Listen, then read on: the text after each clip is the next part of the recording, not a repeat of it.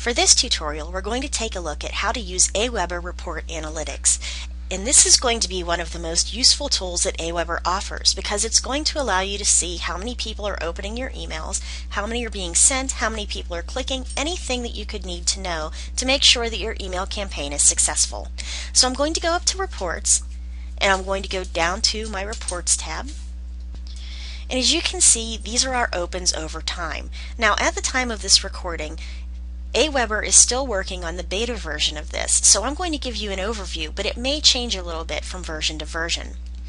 Well, first of all, this shows us for this current list, which is one that I chose specifically because it has sent out a bunch of emails, and it shows me how many follow-up messages have gone out, how many broadcast messages, and how many unique messages. And if you want to get specific information about any particular day, you can just go ahead and double click on one of these columns, and it shows you what times of the day people were opening these.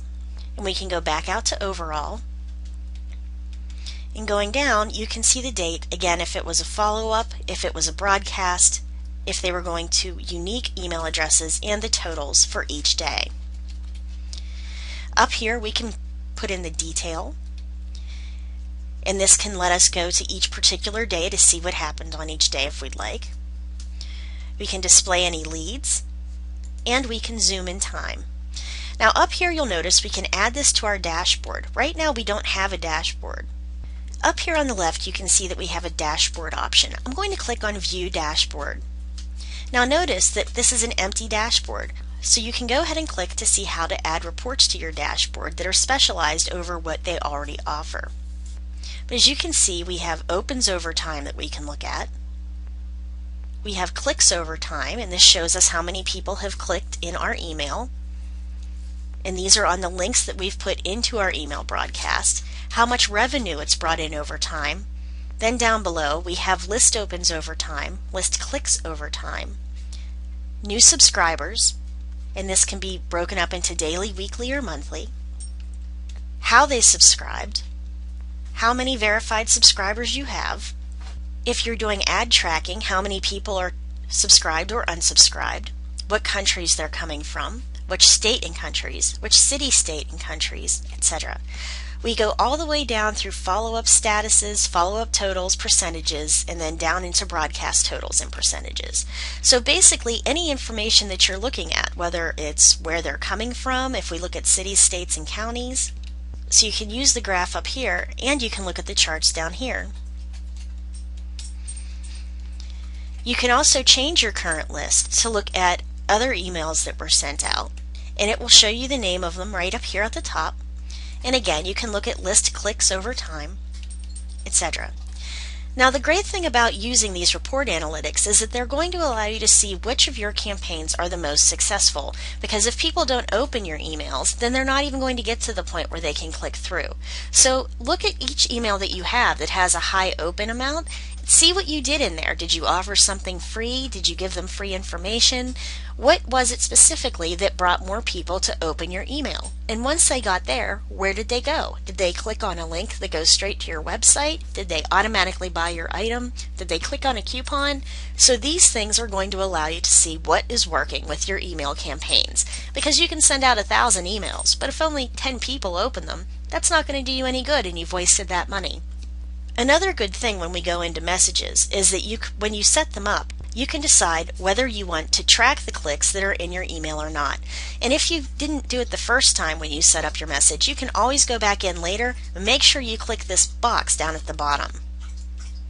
That's going to allow you to track all the clicks of your email message to make sure what is being successful and what isn't. So once you've gotten used to using the reports, you can also go up into Reports and Settings.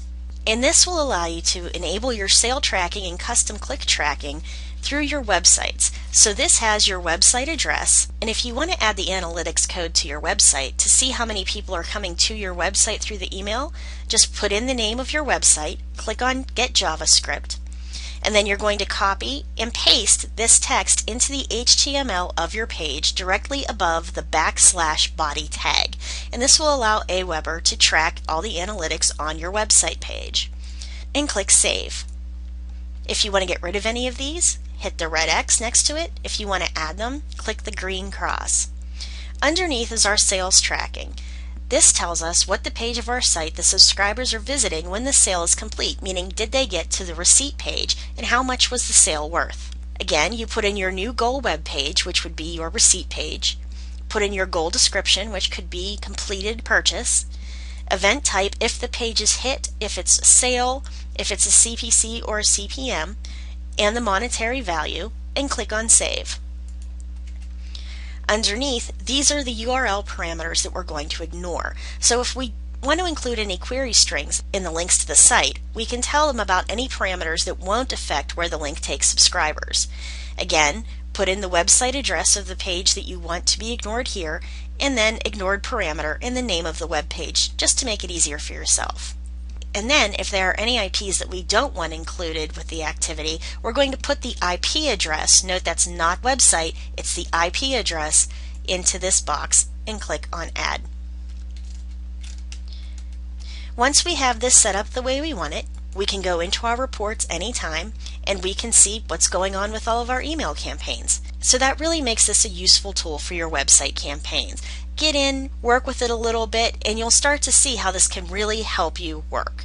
So thanks for listening. I'll see you at the next tutorial.